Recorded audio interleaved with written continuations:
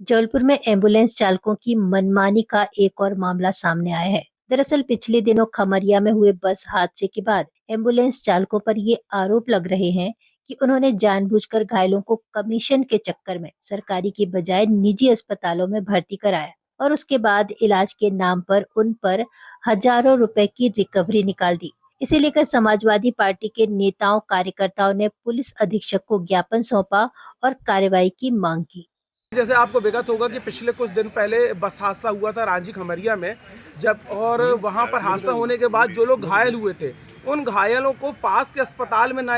Admit करके उनको निजी अस्पतालों में एडमिट कराया गया। एडमिट कराने के कारण जो घटना स्थल थी और जो अस्पताल की दूरी थी वो कम से कम 20 किलोमीटर की थी। अब 20 किलोमीटर की दूरी में जो घायल था उनका अतिरिक्त रक्त बह गया। रक्त बहने के साथ साथ एम्बुलेंस में किसी भी प्रकार का नर्सिंग स्टाफ मौजूद नहीं था। उनको भटकाया गया। भटकाने के बाद उनको लाके एक कमीशन खोरी के चक्कर में एक निजी अस्पताल में भर्ती कराया गया, जिसके चलते उनकी मृत्यु हो गई। मृत्यु होने के बाद भी अस्पताल ने ना तो उनका किसी प्रकार का आयुष्मान कार्ड की जानकारी लेना, किसी प्रकार की, उल्टा उनके ऊपर 75,000 रुपये का बिल मर दिया। जहां तक बेचारी पीड़ित की एक बेटी थी जिन्होंने वहां से एक सीएम हेल्पलाइन भी की, क्योंकि उस समय पर किसी प्रकार की उसको कोई सहायता नहीं मिली, जिससे उसके पिताजी की मृत्यु हो गई। जिसको लेकर आज हम पुलिस अधीक्षक महोदय जी के पास आए हैं और हमने ज्ञापन सौंपा। ज्ञापन के माध्यम से हमने ये मांग की है कि जबलपुर जिले के अंदर जितनी भी एम्बुलेंस चल रही हैं इन सारी एम्बुलेंस की जांच की जाए, इनकी कागज़ की जांच की जाए और एक निर्देश जारी किया जाए कि तमाम एम्बुलेंस में नर्सिंग स्टाफ मौजूद रहे, ताकि कभी भी ऐसी जब घटना हो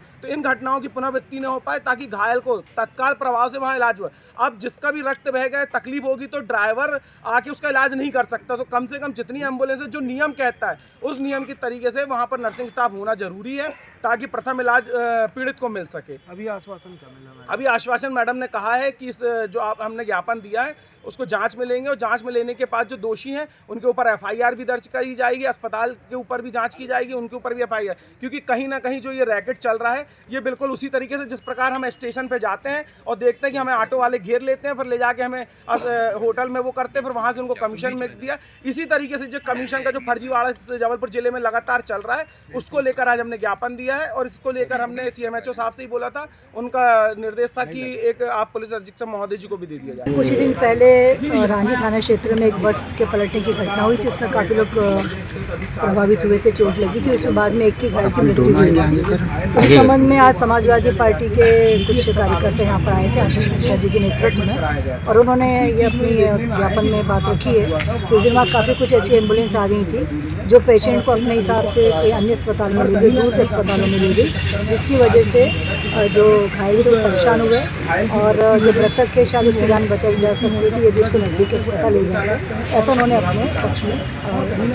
प्रस्तुत किया। भविष्य में हम इस संबंध में भी देखेंगे कि किस प्रकार से घटनास्थल पर एम्बुलेंस पहुँचती, उसके सूचना के माध्यम क्या हैं और अस्पतालों से वो किस प्रकार से अटैच हैं, संबद्ध हैं, और कुछ उन्होंने अनियमितताएँ प्रकाश में लाई हैं तो उसको भी हम चेक करेंगे।